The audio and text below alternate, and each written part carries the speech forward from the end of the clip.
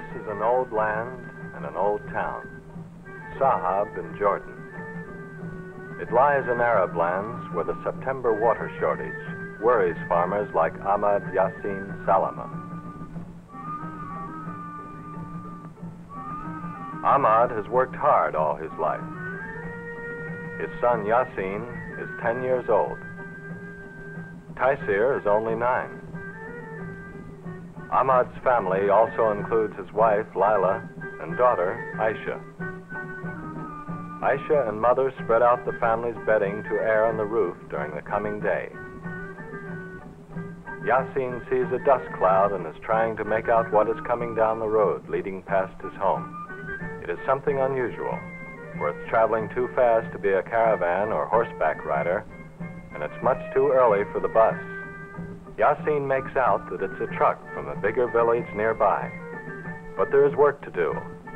Fields to plow, food to cook, sheep to look after. A high wall surrounds not only the house, but shelters for the animals and the tools and the small courtyard as well. Everyone in the family has a job to do.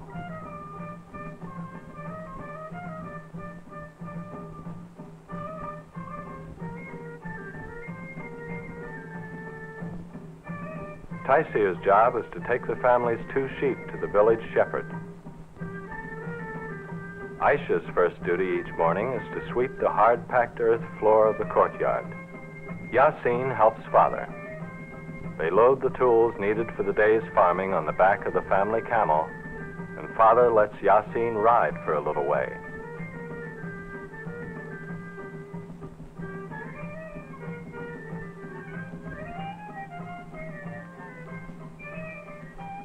On the way, they pass the truck. It is most unusual to see a truck in the streets of Sahab. Their job this morning is to get water to the plants they are trying to grow. Although there's scarcely a living thing to be seen here, this is their new fruit orchard. Under the pile of rocks that Yassin takes carefully apart is a young fig tree. The rock cover protects the small tree from the sheep and goats. It also helps to prevent the small amount of water they can spare for it from evaporating too fast in the hot, dry air. Father has sent Yassin to the family's well. Water is so precious here, a well is always carefully locked. The wells of the village supply enough water for people and animals, but there is only a little left to grow a few vegetables and fruits.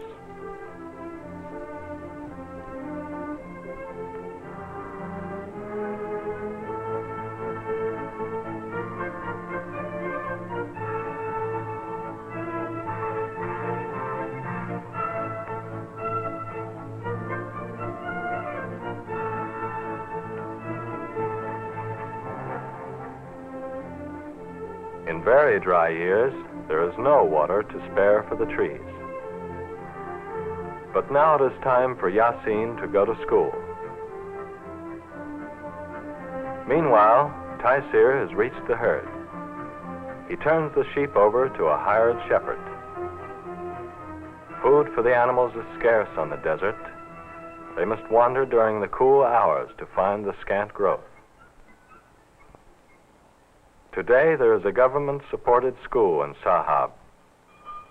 Father is one of the few men in Sahab who learned to read and write in Arabic.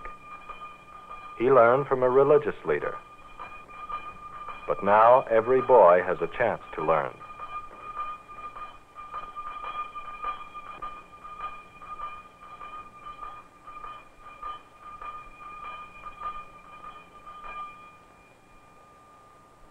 Yassin takes off his keffiyeh. So does Taisir. Schooling is very important. Too many of the grown-ups in Sahab cannot read or write at all. The boys of Sahab know the value of learning. The boys learn to read and write 2 languages, English and their own language, Arabic. Of course, they learn other things too, like arithmetic and geography and history, But right now, the class is learning English. It is hard to learn a strange language, especially when it looks so different and reads from left to right. Arabic is easier for Yasin. For him, it reads in the correct direction.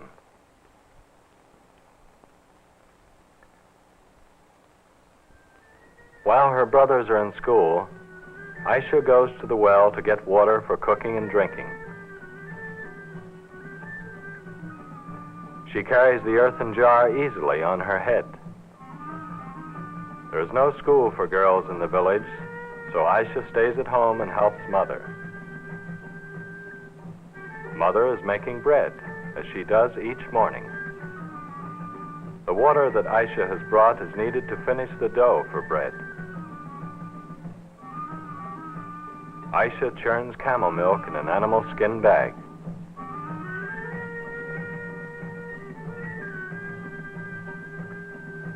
Mother takes the bread to a warm place where it will rise before it is baked, while Aisha, finished with her churning, pours out the butter and milk.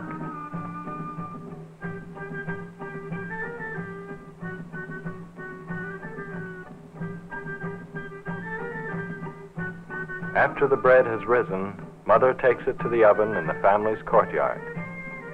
Inside, Mother brushes away the hot ashes on top of the metal pan in which she bakes the bread.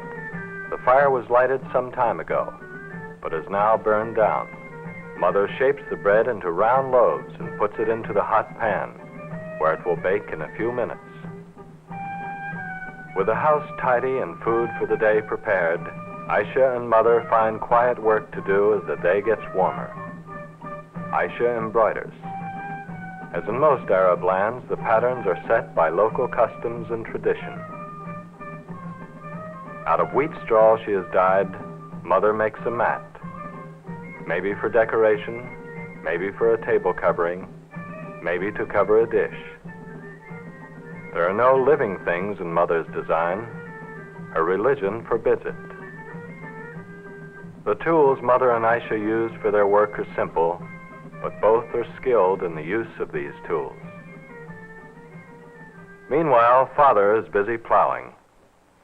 Each year he sows a large field with wheat, and if there are 3 or 4 rains during the winter, his crop will get enough water to grow. The family's camel pulls the old-fashioned plow. Its broad feet help it in the sandy soil. Transportation, milk, and hair for making cloth all come from the family camel. The plowing goes on, hot, hard, heavy work. The sun grows hotter and hotter, and finally it's too hot to work in the open anymore. Father finds a shady spot and rests until the worst heat of the day is over.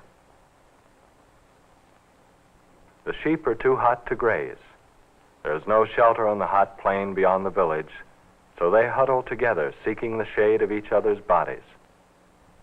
The village is very quiet. Everyone who can has gone inside to escape the fierce heat of the noonday sun.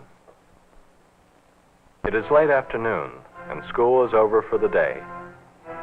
Yasin and Taisir are on their way through the village streets. The boys stop for a moment to say hello to their uncle, who runs the cloth shop, one of the few such shops in the village. Between them, the boys have one small coin, so they stop at a candy store. The shopkeeper wonders if they're ever going to make up their minds. They finally do, and the deal is made. The hard sugar candy is made in Damascus.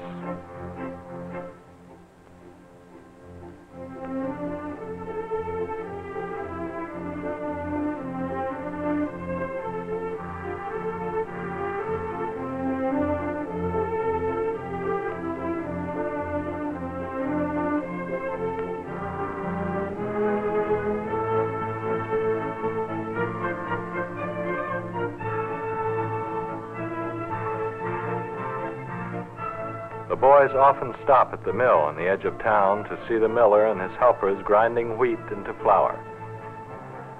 A few years ago, the village women ground their grain between 2 stones to make flour. but now everyone takes the wheat to the mill. The flour mill is powered by a big engine. The boys always like to watch it work because it's the only thing of its kind in the village.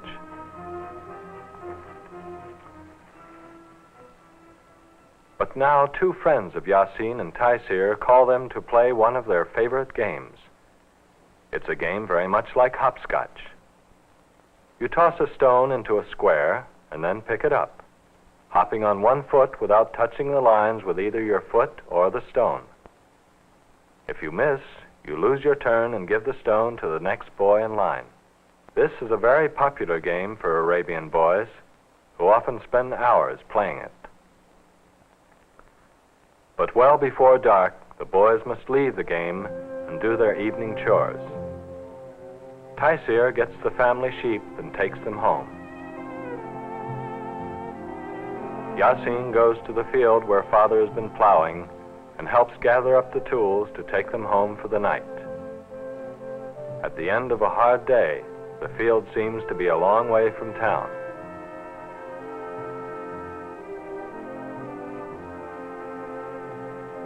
Yasin is glad to ride home.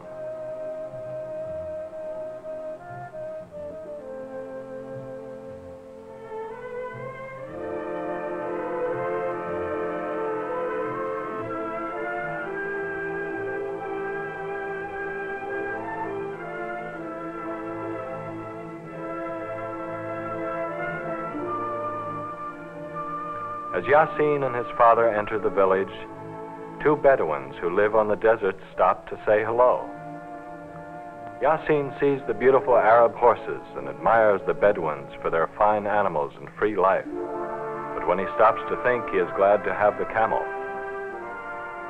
Yasin can see that the horses are fast and beautiful, but the tired old camel is much more important to Yasin and his family than any horse could be.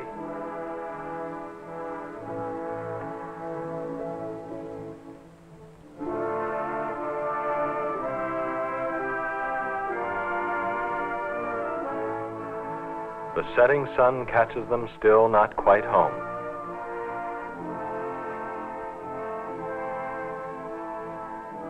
Father and the boys are all tired and hungry. But before the family can enjoy its evening meal, they must clean up.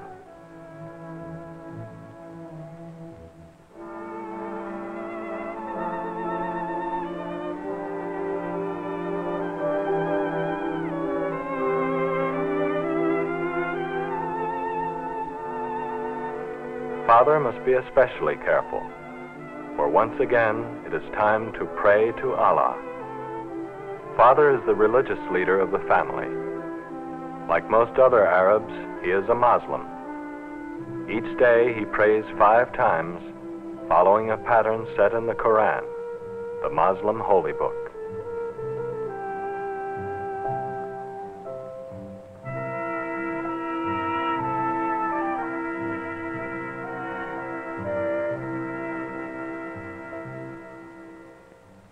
And then it is time for the evening meal. Aisha serves the meal as most daughters in Arab lands do. Mother makes the coffee, which is so important in the home life of Arab families. A meal is more than merely the satisfaction of hunger. It is a ritual of friendship.